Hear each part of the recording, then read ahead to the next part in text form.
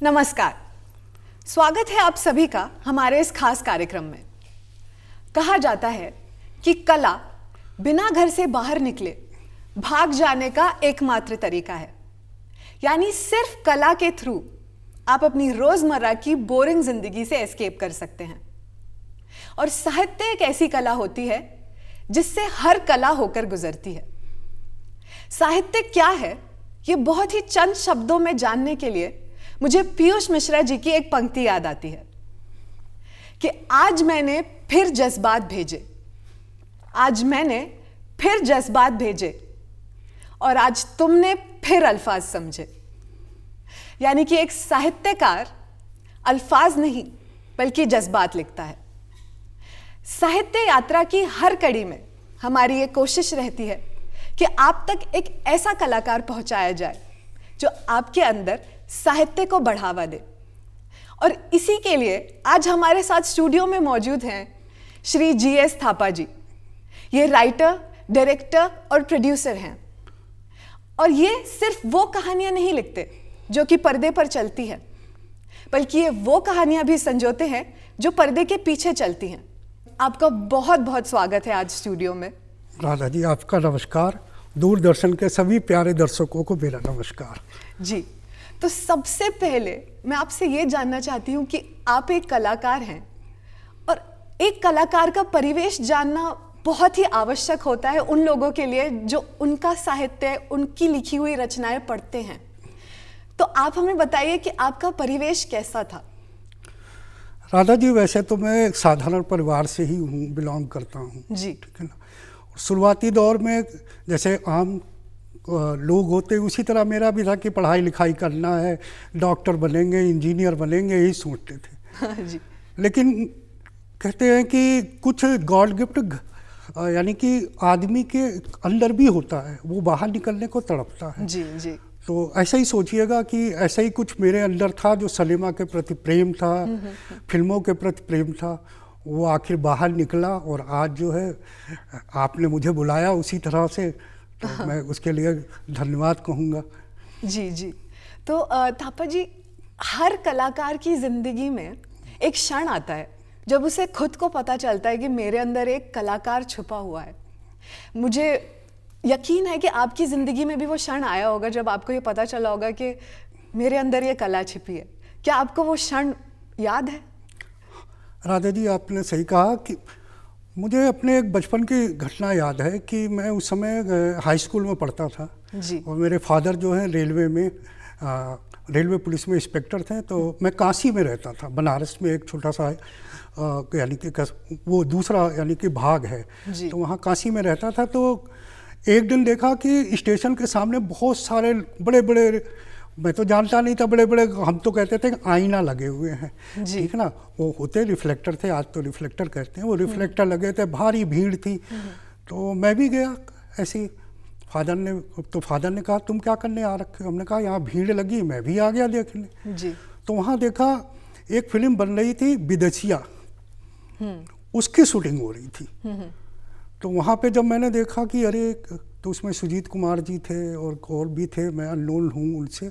तो वो लोग थे, शूटिंग कर रहे थे, उनके लोग पुलिस वाले हटा रहे थे। वो भीड़ देख के मन में मेरा भी ये आया कि ये ऐसी क्या इनमें खासियत है कि लोग इनको देखने के लिए इतनी भीड़ में जो है यानी भीड़ जमा कर रखे हैं और एक दूसरे को ढकेल रहे हैं, उनसे मिलने के लिए, हाथ मिलाने के लिए ललायित हैं जी।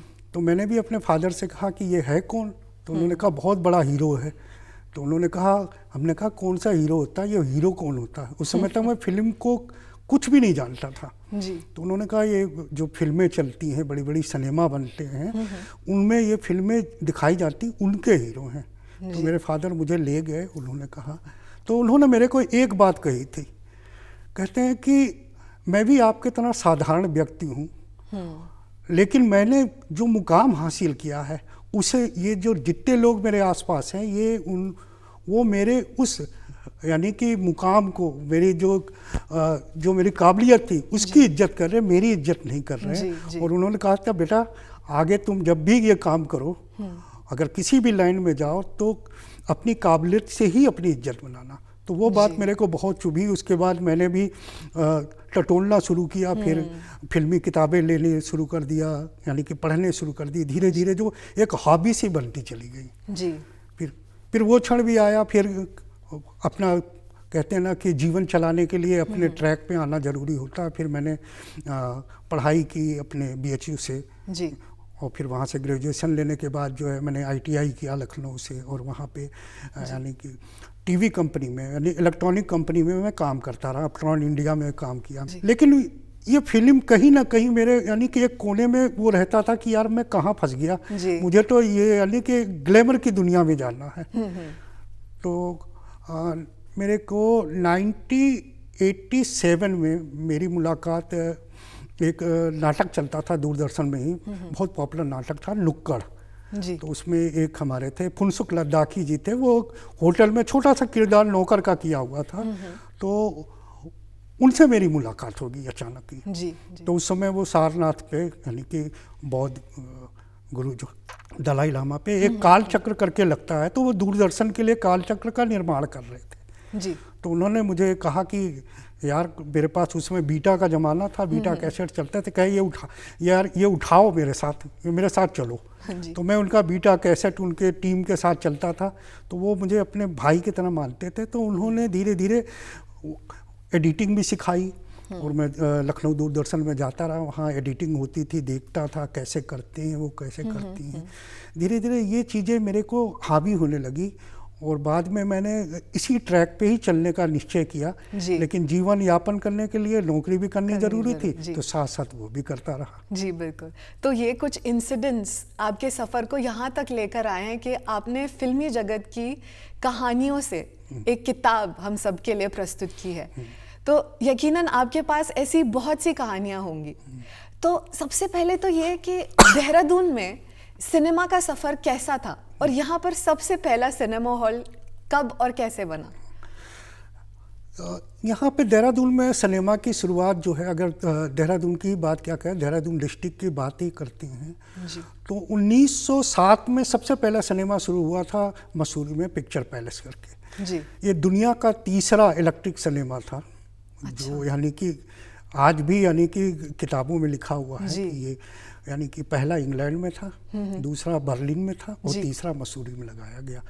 तो ये तीसरा सिनेमा था। उसके बाद हमारे यहाँ सिनेमा उस समय जो था अंग्रेज़ों का एक यानी कि मनोरंजन का छोटा मोटा साधन था, और उस समय मूक फिल्में चला करती थी, जिससे साइलेंट मूवी होती थी, जिसमें कुछ नहीं होता था।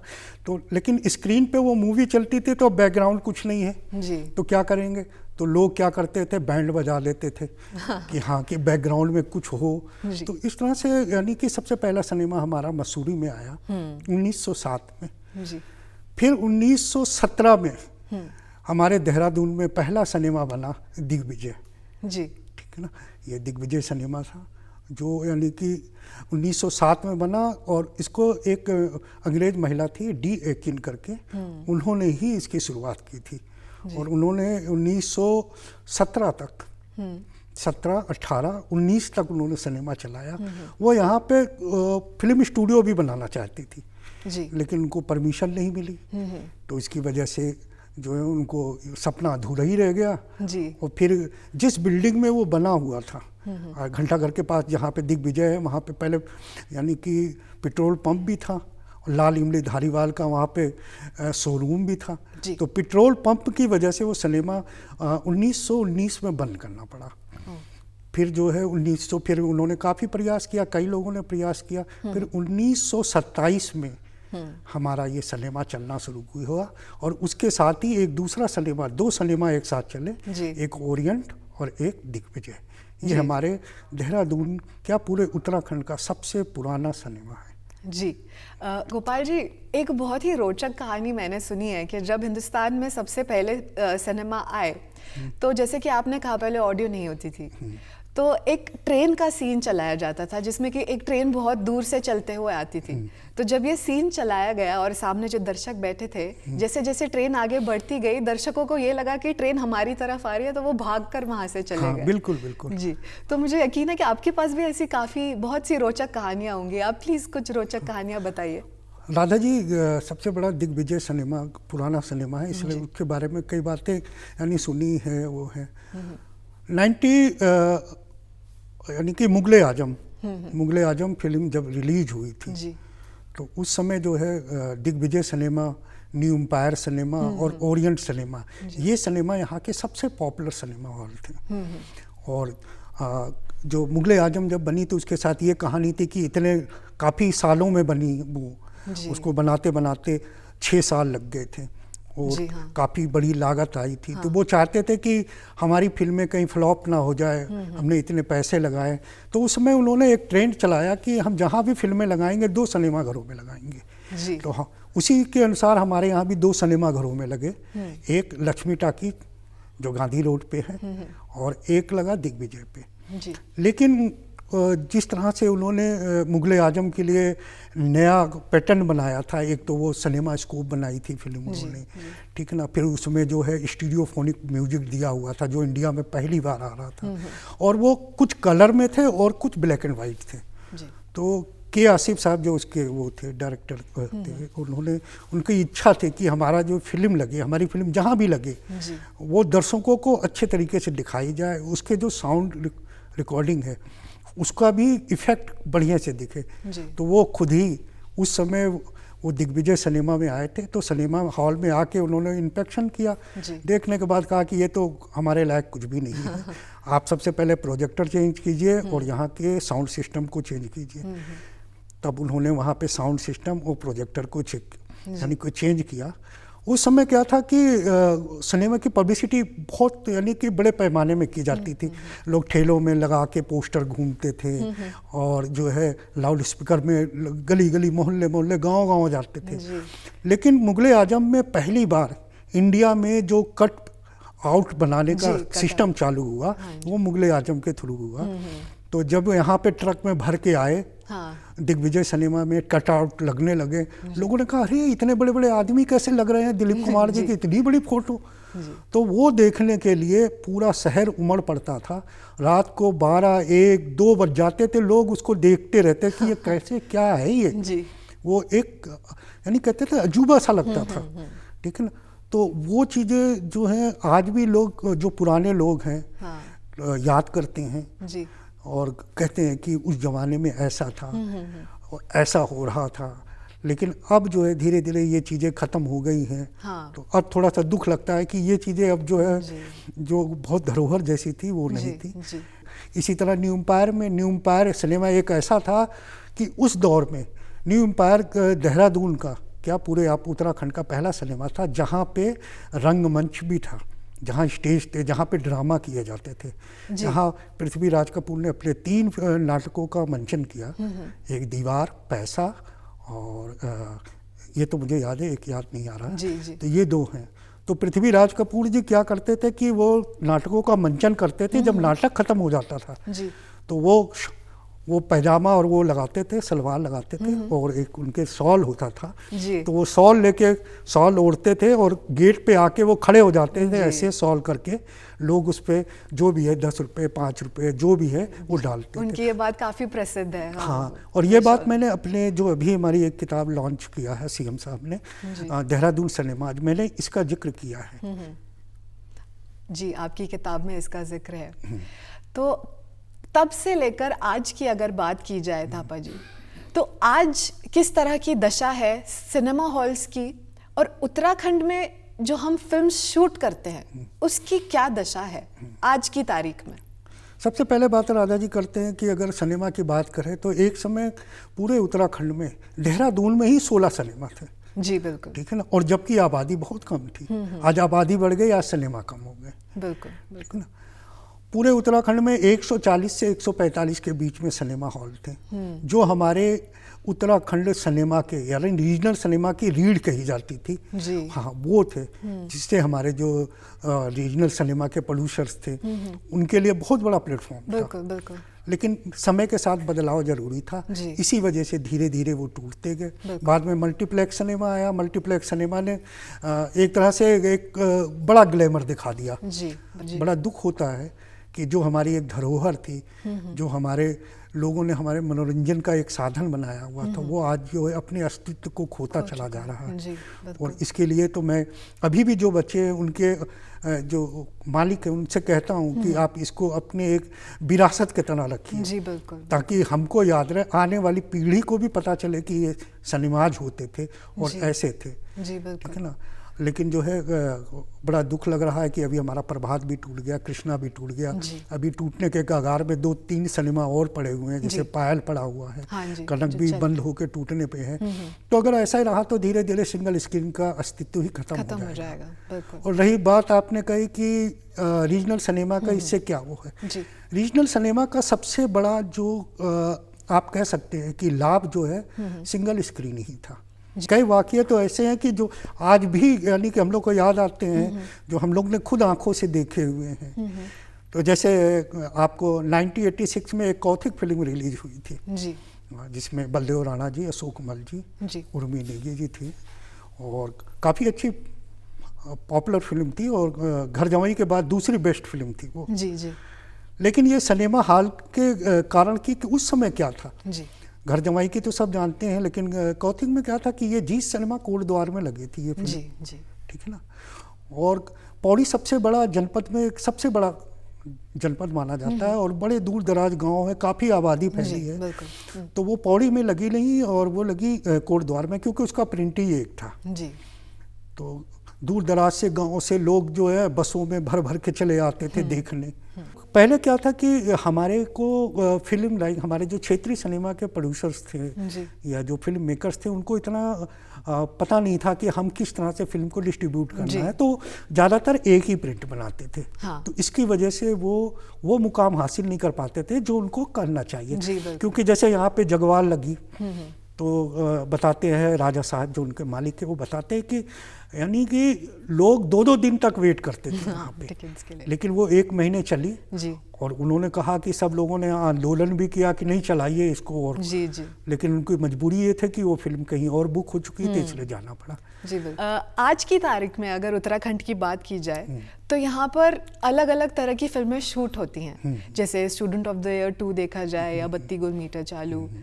तो थापा जी, ऐसा क्या है उत्तराखंड में जो कि ये प्रोड्यूसर्स, ये डायरेक्टर्स जो कि बाहर विदेश में जाके शूट कर सकते हैं, हमारे उत्तराखंड की ओर खींचे आते हैं? और दूसरी चीज़ ये कि ऐसी कुछ कमियां हैं क्या हम में जो हम और इम्प्रूव करेंगे तो हमारे यहाँ और ऐसे लोग आएंगे जो उत्तराखंड को बढ़ावा दें? राधा जी, आपने एक बात बड़ी अच्छी कही कि ऐसा क्या है कि लोग उत्तराखंड में खींचे चले आ रहे हैं, जो बड़े बड़े नामी ग्रामी यानी कि प्रोड्यूसर्स हैं, डायरेक्टर्स हैं। सबसे पहले तो मैं यही कहूँगा कि हमारा उत्तराखंड के लोग ही बड़े अच्छे हैं जी। बिल्कुल। ठीक है ना।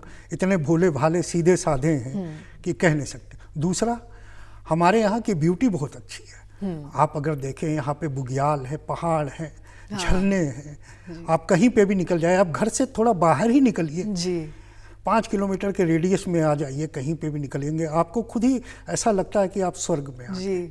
तो ऐसे जगह को अनदेखी कौन करेगा? बिल्कुल बिल्कुल। इसीलिए हमारे प्रोड्यूसर जितने भी हिंदी सिनेमा के लोग, आपको पता है कि 1947 से ही हमारे यहाँ यानी कि आज तक 265 फिल्में शूट हुई हैं बड़ी। अरे, जो बॉलीवुड की बड़ी फिल्में शूट हुई हैं। छोटी फिल्मों की बात छोड़ दीजिए कि यानी कि सीरियल शूट हुए या कोई अब तो आ रहे शॉर्ट फिल्म भी कर रहे हैं, कोई कह रहा है कि हम ये कर रहे हैं, कोई ये कर रहे हैं, लेकिन आज तक जो है 265 तो बहुत बड़ा फिल्में शूट हुई हैं। और ये हमारे लिए सौभाग्य है बिल्कुल कि आज नहीं पहले से ही लोग जो हैं यहाँ पे वो देखते हैं। और उस फिल्मों में ऐसा नहीं है कि हिट फिल्में नहीं है, बहुत बड़ी बड़ी है। आदमी निशान है, बेईमान है, सन्यासी है, हाँ, और वो है गंगा की सौगंध है, और अभी लेटेस्ट में जाइए स्टूडेंट ऑफ ईयर के 2 पार्ट यहाँ पर शूट हुए। तो कुछ तो होगा ही। बिल्कुल बिल्कुल। तो सबसे पहले कि हमारे यहाँ सब कुछ है, और सबसे बड़ा क्या है कि हमारी सरकार ने भी इसको संज्ञान में लेते हुए इतनी चीज़ें प्रोवाइड करा दी है कि उनको कोई तकलीफ ना हो। और फिल्म मेकर्स वहाँ तभी जाता है जब उनको सारी सुविधाएं मिलती हैं। तो मैं तो कहता हूँ कि हमारा सौभाग्य है कि इतने फिल्म मेकर्स आ रहे हैं, और उससे क्या हो रहा है, स्थानीय कलाकारों को भी काम मिल रहा है। बिल्कुल। और हमारे जो उत्तराखंड एक यानी कि हम लोग एक छोटे से कहते हैं ना गुफा के अंदर बैठे हुए थे, वो धीरे धीरे पूरे विश्व में फैलता जा रहा है। अगर आज आंकड़े उठा के देखिए तो उत्तराखंड में जो है टूरिस्ट ज़रूरत से ज़्यादा आ रहे हैं उसका, यानी कि अगर ग्राफ देखें तो यानी कि 35 से लेके 47% तक ग्राफ बढ़ चुका है। तो इसका मतलब कि हमारा उत्तराखंड बहुत ही अच्छा, इसीलिए हम, और फिर हमने आपसे जैसे कहा कि यहाँ के लोग बड़े अच्छे, अतिथि देवो भव, हमारे यहाँ तो एक नारा ही है, ठीक है ना, अतिथि देवो भव। तो हमारे यहाँ लोग क्या करते हैं, यानी कि जो अतिथि आता है वो भगवान के समान है, उसके सेवा में कोई कमी ना हो। तो ये भी बहुत बड़ी बात है जिससे फिल्म मेकर्स जो है आकर्षित हो रहे हैं। हमारे पास पूरा लैंडस्केप है, सब कुछ है, पर क्या ऐसी कुछ कमी है जो हम छोड़ रहे हैं, जिसे हम हटा दें तो यहाँ पर और बढ़ावा दिया जा सकता है? एक्चुअल में देखा जाए तो हम अपने उत्तराखंड को, हमने जैसा कहा कि यहाँ का जो कहते हैं ना ब्यूटी है, उसको हम इग्नोर कर रहे हैं कहीं ना। एक्चुअल में क्या होता है कि जो हमारे बताने वाले होते हैं, हम फिल्मों में कहते हैं लाइन प्रोड्यूसर, उसको जो लोकल होता है, लोकल बताता है कि हमारी ब्यूटी यहाँ है, यहाँ चलिए, यहाँ चलिए। तो प्रोड्यूसर पूछता है, फिल्म मेकर हमेशा ये सवाल करेगा कि भाई वहाँ पहुँचने का क्या साधन है, हमारा क्रू है 500 लोगों का, 100 लोगों का, 200 लोगों का, तो उनको किस तरह से आप ले जाएंगे। तो साधन की थोड़ी सी कमी। तो हमारे ज़्यादातर क्या होते हैं, बॉम्बे से उनके लाइन प्रोड्यूसर आते हैं, वो लोकल को किसी को वो करते हैं, हायर करते हैं। तो वो लोकल उनके अकॉर्डिंग ही कर देता है कि चलो जी FRI चलेंगे, वहाँ पे बहुत अच्छा लोकेशन। इसीलिए हम देख रहे हैं कि FRI को ज़्यादा से ज़्यादा लोगों ने वो किया है। अगर आप चले जाए, मसूरी चले जाइए, मसूरी में दुनिया भर के वो है। आप देखिए, अगर आप थोड़ा सा आगे बढ़ेंगे मसूरी से थोड़ा सा, तो आपको देखेंगे कि इतने बढ़िया बढ़िया लोकेशंस हैं कि आपको मन छू लेंगे। बिल्कुल। तो जैसे कि हमने बात की, सिंगल स्क्रीन जो है वो अभी धीरे धीरे खत्म होती जा रही है, तो आपके हिसाब से इसका रीज़न क्या है? क्या ये रीज़न है कि अब हमारे पास बहुत सारे ऑप्शंस आ गए हैं, वेब सीरीज़ आती रहती हैं, शॉर्ट फिल्म्स आती रहती हैं, PVR हैं, या फिर कोई और वजह है कि हमारे सिंगल स्क्रीन्स अब खाली होते जा रहे हैं? जैसे आपने कहा कि 90% से ऊपर अभी बंद हो गए हैं। राधा जी, ऐसा है कि सिंगल स्क्रीन कभी ना ख़त्म हुआ है, ना कभी ख़त्म होगा जी। ये मैं ही नहीं, जितने भी फिल्म मेकर्स हैं जो फिल्म लाइन के को करीब से जानते हैं या जुड़े हुए हैं या दिल से मानते हैं, सिंगल स्क्रीन कभी ख़त्म होने वाला नहीं है जी। हाँ, अपडेट होते हैं, आदमी जैसे अपने को अपडेट करता है वैसे सिनेमा भी अपडेट होता है। ये ऐसा नहीं है कि सिनेमा अपडेट नहीं हो रहा जी, ऐसे ही चलेगा, सिंगल स्क्रीन ही रहेगी। सिंगल स्क्रीन को तोड़ने के लिए क्या आया? मल्टीप्लेक्स आया। जो फिल्में, एक फिल्में जो 15 हफ्ते 25 हफ्ते चलती थी, वो आज जो है एक दिन में, ठीक है ना। आज सिनेमा क्या हो गया है कि 3 दिन का, कहते हैं कि 3 दिन का खेल हो गया है। फ्राइडे सैटरडे संडे, मंडे से कहते हैं कि जी अब फिल्म का बंटाधार हो गया, सीधी सीधी एक, यानी कि कहते हैं ना ऑर्डिनरी शब्दों में कहते हैं कि बंटाधार हो गया। तो उसकी वजह क्या है? कल ये सिंगल स्क्रीन पे जाएगा, अब जैसे OTT प्लेटफॉर्म आ गया तो सिंगल स्क्रीन को बहुत धक्का लगा। मेरे अभी नॉलेज में आया, जो हमारे सर्किल है, क्योंकि मैं भी डिस्ट्रीब्यूशन लाइन में रहा हूँ और जो है फिल्म एग्जीबिटर भी हूँ, मैं सिनेमा चलाता भी हूँ मैं, तो इसलिए मेरे जो नॉलेज में आया अभी कि 48% मल्टीप्लेक्स बंद हो गए जी। तो इसका मतलब क्या है कि अब मल्टीप्लेक्स के जगह पे कुछ और आने वाला है। क्या आने वाला है? अब जैसे OTT, जैसे अभी कोविड कॉल में जो है OTT प्लेटफॉर्म को लोगों ने तवज्जो देना शुरू किया। तो जब आप घर बैठे सिनेमा देखेंगे तो वो क्या होगा? वो ना मल्टीप्लेक्स होगा, ना OTT होगा, वो क्या होगा? सिंगल स्क्रीन होगा, जिसपे आप अपने परिवार के साथ देखेंगे, अकेले देखेंगे। तो सिनेमा कभी मरता नहीं और कभी सिनेमा हॉल भी मरेंगे नहीं जी। बस उसका स्वरूप चेंज होगा कि वो किस स्वरूप में आ गया। एकदम क्या सिंगल स्क्रीन में जो है आप अपने को रिलैक्स महसूस करके जो है फिल्म देखते हैं। आपको लगता है कि सब कुछ आप ही कर रहे हैं। जो स्क्रीन पे देखते वो आपके दिलो दिमाग में हावी होता है।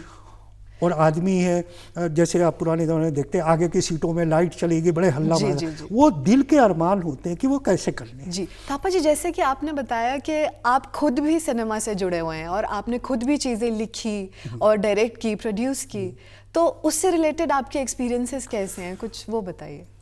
मैंने जो है कुछ तो यानी कि फिल्में भी बनाई हैं जी, जिसमें कहिएगा, मैंने 2, यानी कि अब यहाँ रहता हूँ तो मैंने 2 रीजनल मूवी भी बनाई हैं। जी, जी। और नेपाली एक जवाई जीव करके हमने सीरियल बनाया था, टेली सीरियल।